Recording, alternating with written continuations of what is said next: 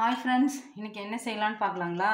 நான் வந்து இந்த கப்பால் ஒரு 1.5 கப்பு வந்து பச்சை பயிறு எடுத்து நைட்டே ஊற வச்சுட்டேன். ஒரு 8 மணி நேரம் ஊறணும் இல்லைங்களா, அதனால் வந்து இதை ஊற வச்சுருக்கேன். அதே மாதிரி அரிசி, சாப்பாட்டு அரிசி இல்லை இட்லி அரிசி இருந்தால் கூட இதில் 1.25 கப்பு எடுத்துக்கோங்க. இதில் 1.5 கப் வந்து நான் இந்த பருப்பு போட்டிருக்கேன், பச்சை பயிறு. இதில் வந்து 1.25 கப் வந்து நான் என்கிட்ட இட்லி அரிசி இல்லை, அதனால் சாப்பாட்டு அரிசி போட்டிருக்கேன். அதுக்கப்புறம் இதில் இந்த கப்பால் வந்து உளுந்து வந்து ஒரு 3/4 கப்பு போட்டிருக்கேன். அந்த மாதிரி 3 இது வந்துடுச்சு இல்லைங்களா, 3க்கு 3/4 போட்டிருக்கேன். இது எல்லாமே இது வந்து நைட்டே ஊற வச்சுட்டேன். ஒரு 8 மணி நேரம் ஊறி இருந்தது. இது காலையில் ஒரு 6 மணி 5 மணிக்கு ஊற வச்சு இப்போ அரைக்க போகிறேன். அரைச்சி இது நம்ம வச்சுட்டு நைட்டுக்கு வந்து இட்லி ஊற்றலாம். இது எல்லாத்தையும் நம்ம அரைச்சிடலாம் ஃபஸ்ட். இங்கே பாருங்கள் ஃப்ரெண்ட்ஸ், இப்போ வந்து அரைச்சாச்சு. இதுக்கு வந்து நம்ம உப்பு போட்டு கரைக்க போகிறோம். இது கல் உப்பு தான். இது வந்து எல்லாம் மிக்ஸ் பண்ணிவிடுங்க. நம்ம இட்லி மாவு பதத்துக்கு அரைப்போம் பார்த்தீங்களா, அதே பதம் தான். நான் மிக்சியில் போட்டிருக்கேன். நீங்கள் வேணா கிரைண்டரில் கூட எல்லாத்தையும் சேர்த்து கொஞ்சம் உளுந்து ஃபஸ்ட்டு அரைஞ்சதுக்கப்புறம் அரிசியும் பச்சை பயிரும் போட்டுக்கலாம். நான் மிக்சிலே போட்டுட்டேன். மிக்சியில் போடும்போது கொஞ்சம் வந்து ஃப்ரிட்ஜ் வாட்டர் இருக்குது பார்த்தீங்களா, கூலிங் வாட்டரு, அது ஊற்றி அரைச்சிக்குங்க. ஹீட் ஆகாமல் இருக்கும். நமக்கு மிக்சி வந்து ஹீட் ஆகாது. நமக்கு மாவும் கொஞ்சம் நல்லாயிருக்கும். இங்கே பாருங்கள், இது கரைச்சி வச்சாச்சு. இப்போ இது வந்து அப்படியே புளிக்கட்டும். நமக்கு ஒரு 8 ஹவர்ஸ், எவ்வளோ நேரம் நமக்கு கிளைமேட் பொறுத்து தானே நமக்கு இது ஆகும். கையாலே கலந்துருங்க, அப்போ தான் நமக்கு வந்து இதுவாக இருக்கும். இது வந்து புளிக்கட்டும். புளிச்சதுக்கப்புறம் நம்ம பார்க்கலாம்.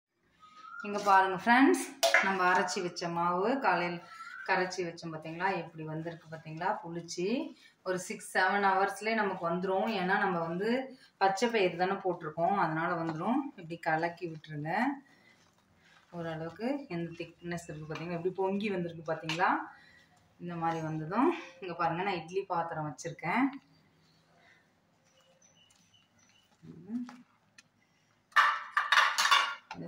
தட்டில் வந்து எண்ணெய் தடவி வச்சுருக்கேன். துணி போடுறதா இருந்தாலும் துணி போட்டுக்குங்க.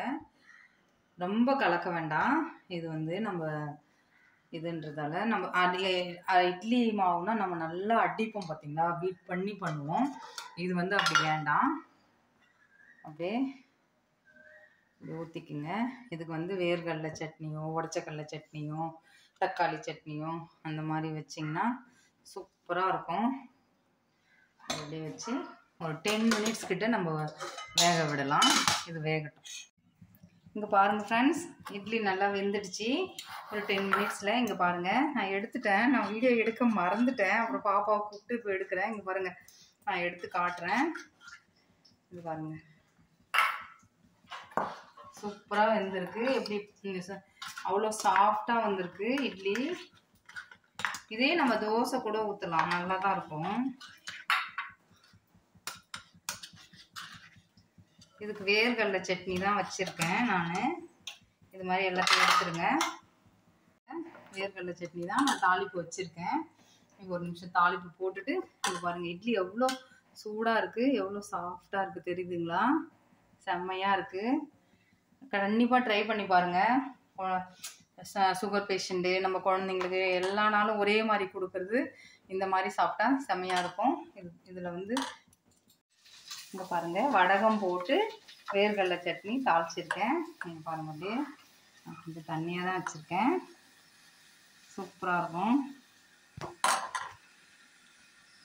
அப்படியே அவ்வளோ சாஃப்டாக, உண்மையாகவே செம்மையாக இருக்குங்க ஃப்ரெண்ட்ஸ். கண்டிப்பாக ட்ரை பண்ணி பாருங்கள். எப்படி வந்ததுன்னு சொல்லுங்கள். லைக் பண்ணுங்கள், ஷேர் பண்ணுங்கள், சப்ஸ்கிரைப் பண்ணுங்கள். ஒருத்தவங்க வேணான்னு சொன்னாங்க, கை வந்துனே இருக்குதுங்க ஃப்ரெண்ட்ஸ். நெக்ஸ்ட் வீடியோவில் பார்க்கலாம். Bye friends.